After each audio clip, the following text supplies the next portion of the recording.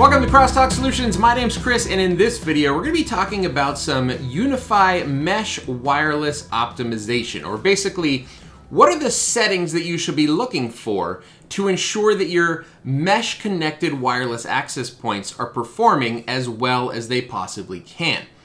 Let me caveat, first of all, this entire discussion, however, by saying that you should only use mesh wireless if there's no other option. All right, so hardwiring an access point or a hardwired access point is always going to perform better than a mesh wireless access point, because you're not using your wireless bands to both send a signal back to home base as well as send a signal to your client devices, right?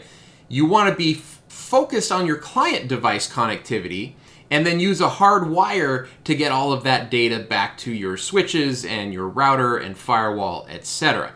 If your access point is having to do double duty, where it is collecting data from your wireless clients, but then also wirelessly sending that data and all of that connectivity over to a different access point, which then goes into your firewall, that can just cause interference and problems. And if you are not set up properly, the whole thing can be wackadoo, right? So you can have as a great investment in Unifi hardware, but if it's not optimized, it's not going to perform well at all, and you're going to be like, well, why did I spend money on all of this junk, right?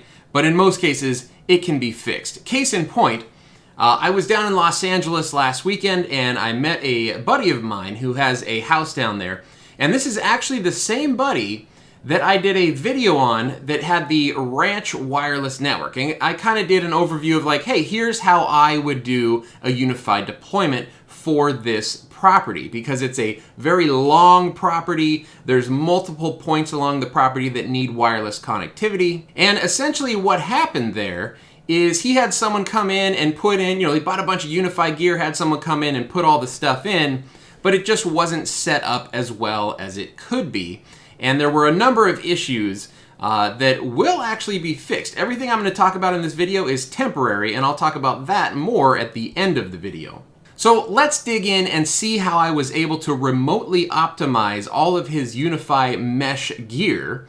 But before we do that, if you guys enjoy this kind of content, make sure you like and then subscribe to Crosstalk Solutions for 2 to 3 tech videos every single week. You can also follow us on Twitter at CrosstalkSOL. And if you're interested in just buying me a beer, if I have helped you optimize your mesh network at the end of this, there's a buy me a beer link down in the description. Okay, so let's take a look at what he has in place today. I'm gonna go through this, but what he has today is not ideal. Again, what I've done to help him is only temporary.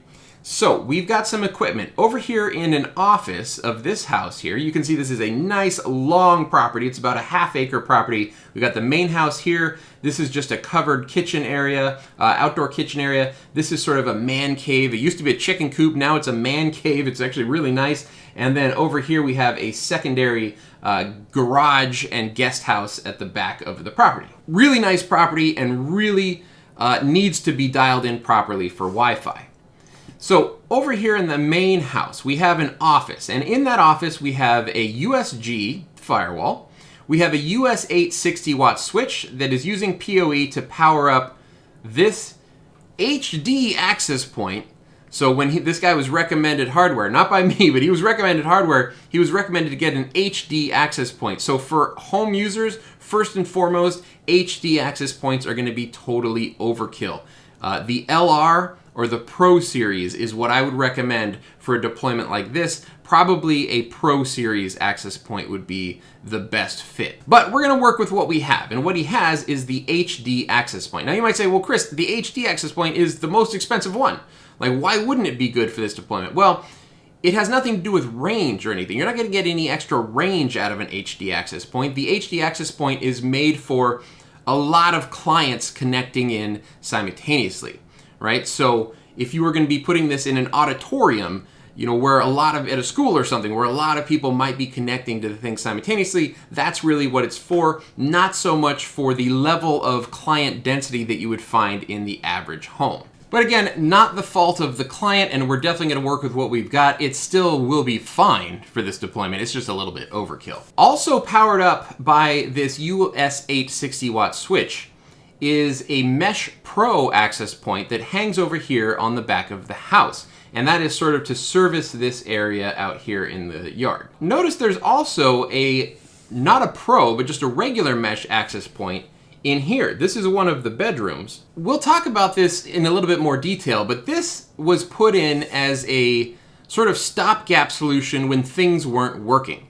So lesson number one that you should learn from this video is if you've set up a mesh deployment and it's not working very well, adding more access points is not always the answer, and in fact can actually detract from your Wi-Fi experience, as it's going to be putting out more interference in the 2.4 and 5 gigahertz band, which is kind of what's happening here. And by the time I'm done with this whole thing, this will actually probably be gone. I don't think they have a need for this extra, mesh access point inside the bedroom when they've got this full HD access point sitting right here and the Mesh Pro sitting right outside that bedroom wall.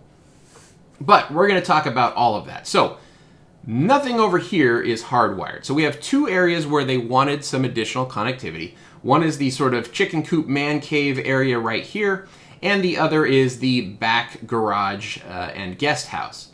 So over here on the chicken coop, we have another Mesh Pro access point. But look at the placement of this thing. So it's on the back side of the house, or the back side of the man cave, which is really not the ideal spot for this access point, because it should, ideally it would have line of sight to the mesh access point that you want to connect it to.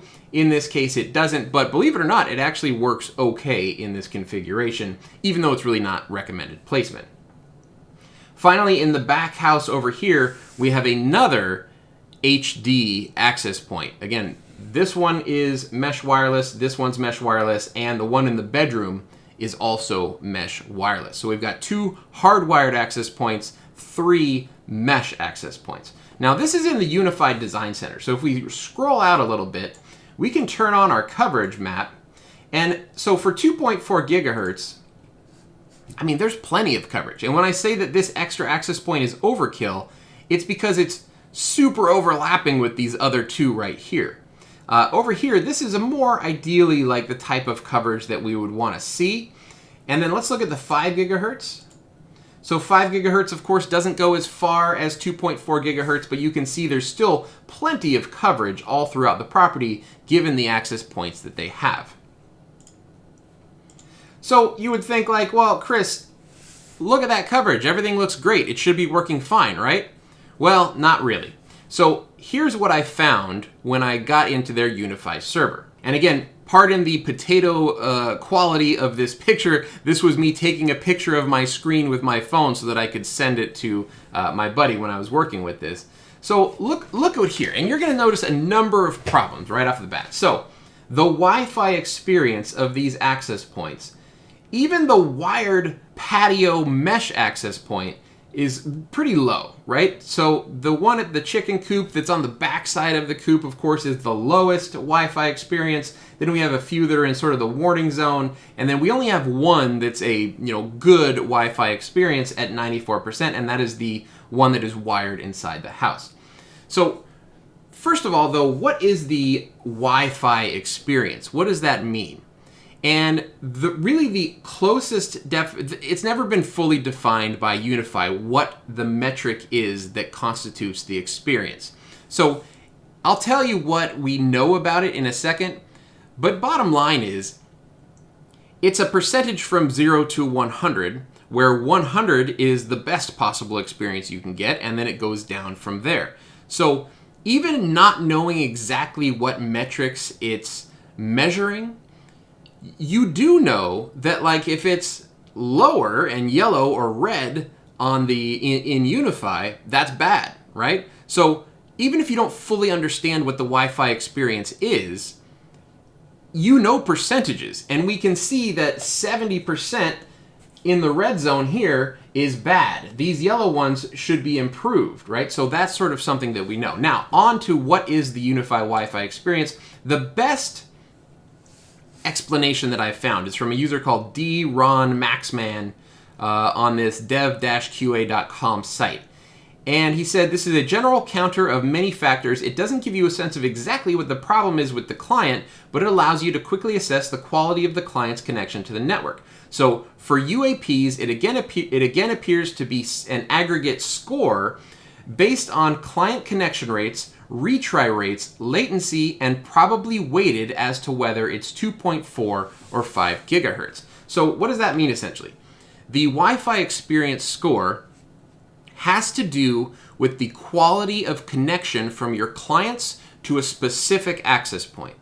So if they're connecting on 2.4 gigahertz only, that might actually sort of knock them down a notch or knock down the score a little bit because it's 5 gigahertz preferred according to what we know about this Wi-Fi experience online.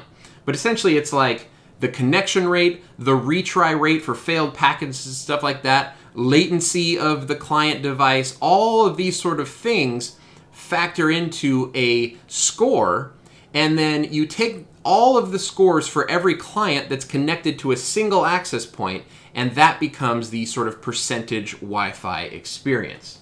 So going back here, we can see that all of the clients connected to the COOP access point, for instance, it's a 70% experience. That's an average experience score for all clients connected to that device. It's not very good, right? It's not very good. So even if you don't fully understand what the experience is, you want it to be as close to 100% as possible. What other problems do we see here? So number one, the guest house wireless HD access point is uplink connected to the UAP ACM, right?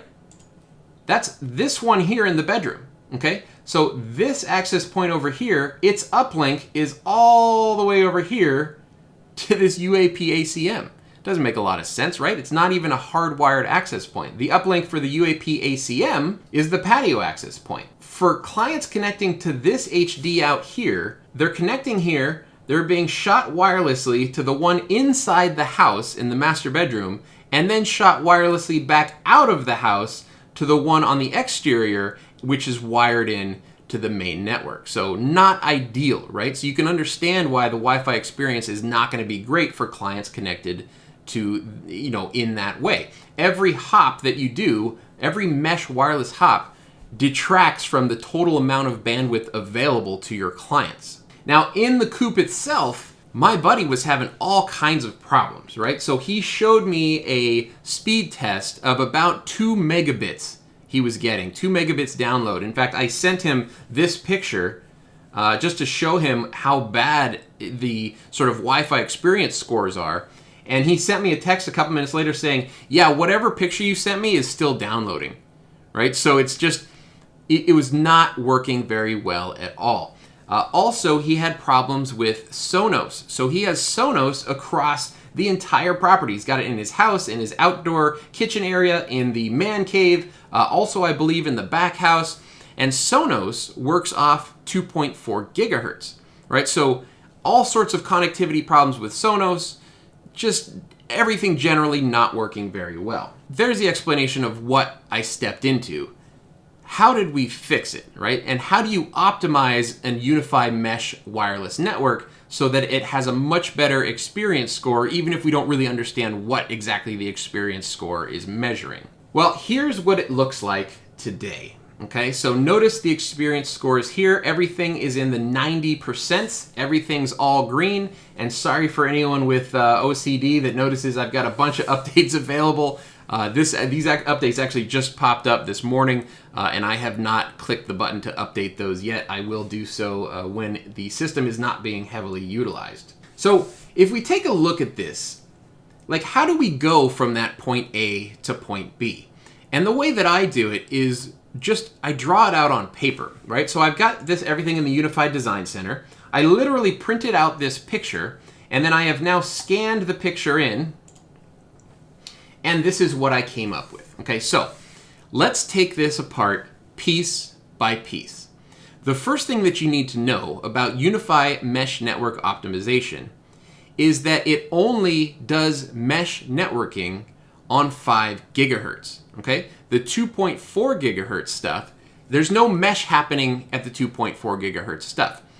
If you have a client that's connected at 2.4 gigahertz, it connects to the access point, and then their connection mesh back through the mesh network to the firewall is done across 5 gigahertz, okay? So that's the first thing you need to know, is that 2.4 gigahertz should be configured such that your main 2.4 gigahertz channels, that's channel 1, channel 6, and channel 11, are not overlapping as much as possible for this design. You also have to factor in that most everyone has 2.4 gigahertz, so there's probably a lot of interference around you as well. But for this case, I basically went through first, and you can see I took each access point, I separated them out, and I separated out what channels are 2.4 and 5 gigahertz. So for instance, the front house, I put on 2.4 gigahertz channel 1.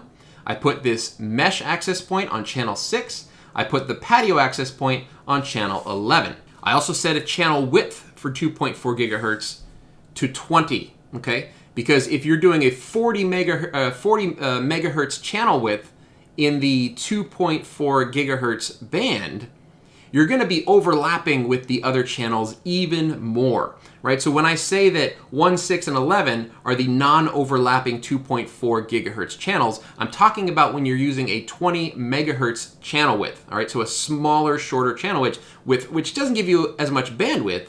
But for 2.4 gigahertz these days, mostly like your iPads and iPhones and those types of devices connect on 5 gigahertz all day. 2.4 is mostly going to be reserved for like his Sonos, IoT devices, things like that aren't going to be streaming Netflix, in other words. The Sonos will be streaming music, but that's much lower bandwidth than like HD video. Okay, so that's step number 1.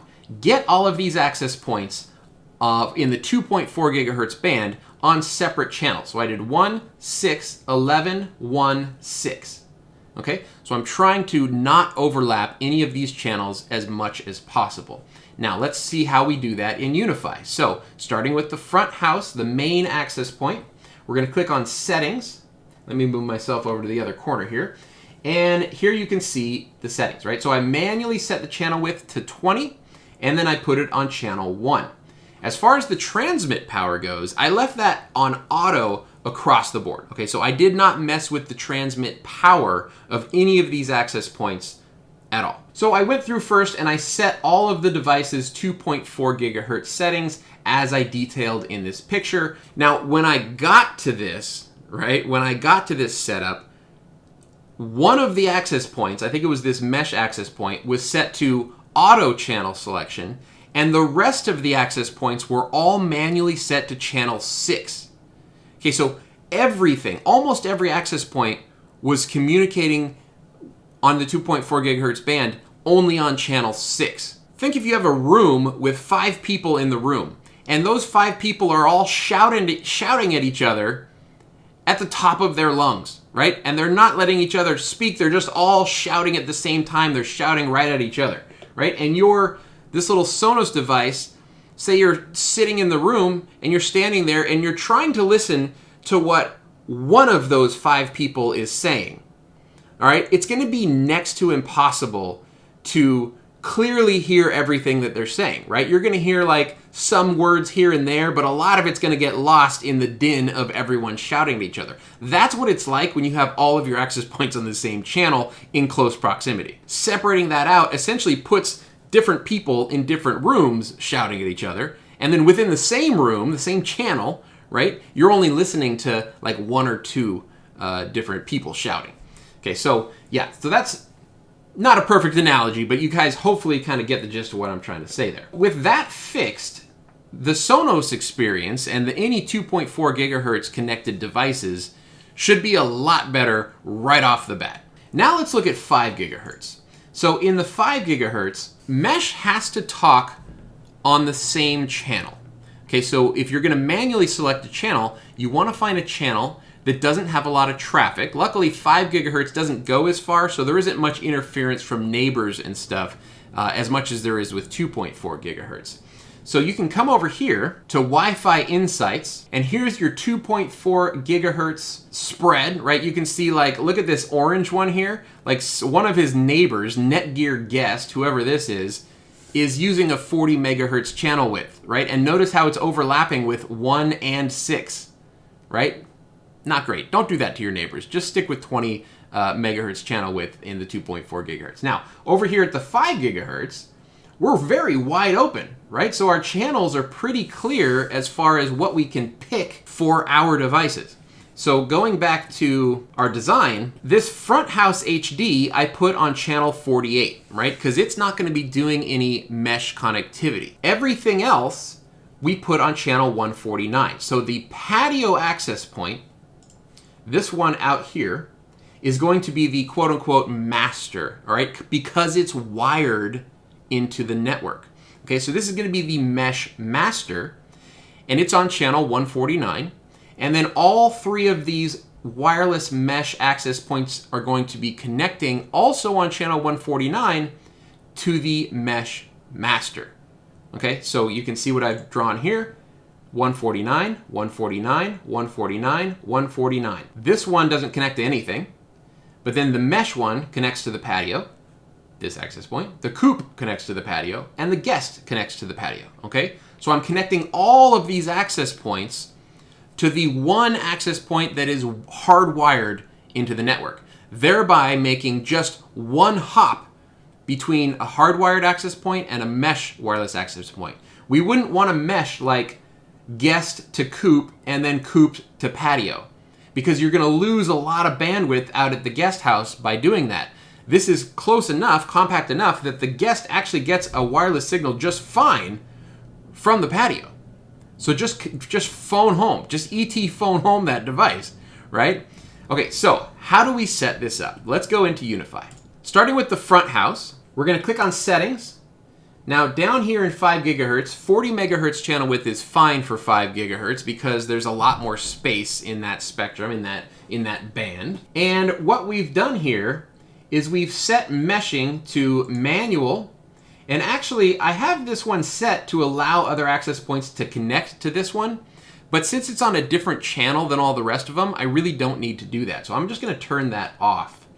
But all we're doing here is we're specifically setting channel 48, we're specifically setting a 40 megahertz channel width, and then we're leaving transmit power to auto. Under meshing, we're setting it to manual instead of auto, and we're just turning off all mesh capability for this main house access point. Now let's look at our other wired access point, the patio. So for the patio, we're going to click on Settings. Under 5 gigahertz, we've set it manually to channel 149. We've set the channel width to 40. We've enabled meshing, but we turned off auto and put it on manual. And we have set allow other access points to connect to this access point, but we've turned off the uplink. So this access point cannot mesh out to other access points, but other access points can mesh in to this access point. And why don't we want this meshing out to other access points? Because it's hardwired. The only time it would ever need to do that is if that hardwired connection gets severed for some reason, okay? So we don't want it doing that. So that's all we had to set on the patio access point, our master mesh access point. Now let's start moving down the line, right? So the first one here is this mesh access point that's in the master bedroom, okay? So clicking on the UAP ACM, we're going to click on Settings. And here we have manually set 40 megahertz channel width. We've manually set channel 149. Transmit power is set to auto. We've enabled meshing, but we've set it to manual. And then we've disabled the downlink, right? So allow other access points to connect to this access point. Remember when we first started, the guest house access point at the far end of the property was connected to this one?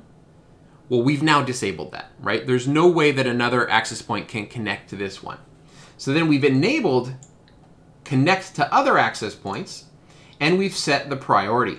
Now, if you set priority to auto, it's just auto and that's it. but we want to manually set it so that this one always connects to the patio.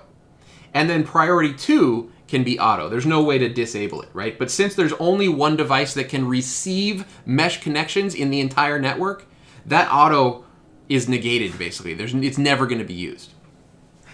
So we're setting that to patio, and then we apply those settings. Moving down the line, we've got the chicken coop, the man cave mesh wireless access point. In this case, we click on settings. Channel width, we're going to set manually to 40.